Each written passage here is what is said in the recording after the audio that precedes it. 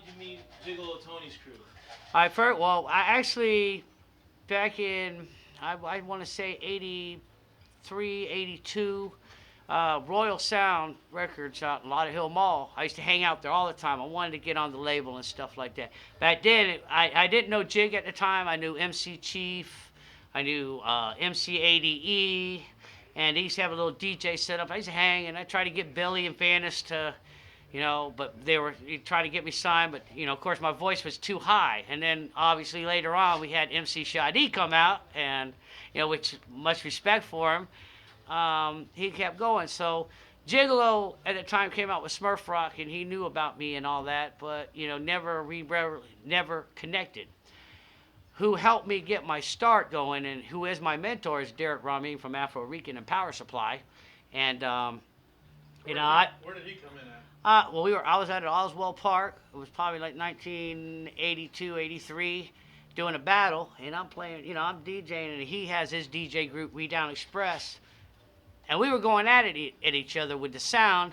My stuff blew, and then we kind of laughed it off, and then we all started jamming, and me and Derrick became friends, and he's a big mentor. He took the time, coolest cat to this day. We're good friends. I mean, he's just a big influence to me.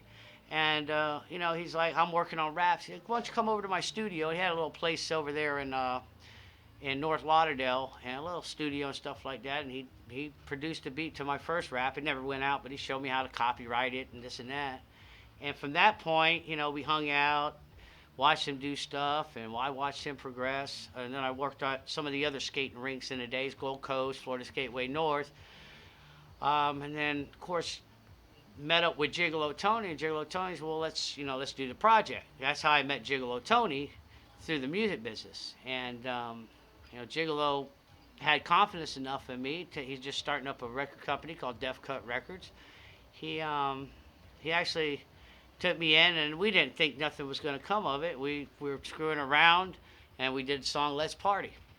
That came out at 12-inch, and San Francisco, I think the write-ups were comparing us to the Beastie Boys at the time. And then the record company unfortunately closed down, so... What group was that at the time? That was Def Rock Krew.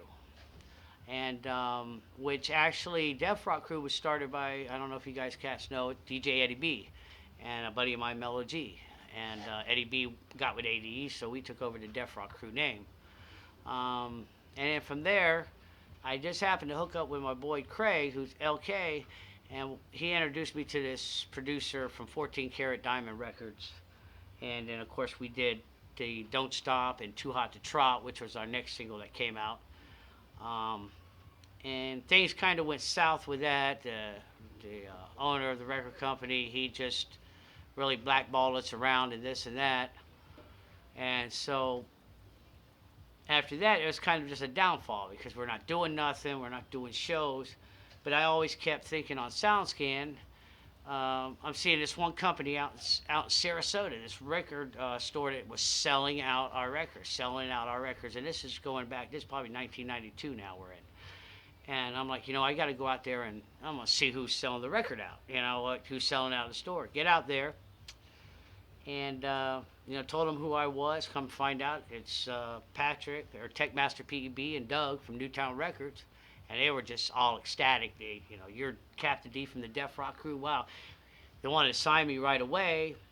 Well, then they wanted to, once I told them DJ Swift was on the team, it really made the thing bigger. And, we came out with the Def Bass Krew CD, Bass Party, and, we were ranked as the first white rappers to rap two bass. You got Booty Music, which is Clay D, and stuff like that. You got the bass music, which is what you play in the cars, and that's the stuff like Techmaster did, Bass Mechanics, Derrick. And then you got what we call party music. We don't call it booty music, and that's stuff like I do, or like Afro-Rican, Give It All You Got, or like MC Zeus, Chicken Head. That's to us party music because you party to it and you dance to it. And you grind on dancing with the girls and shit. Exactly, and these cigarettes suck, but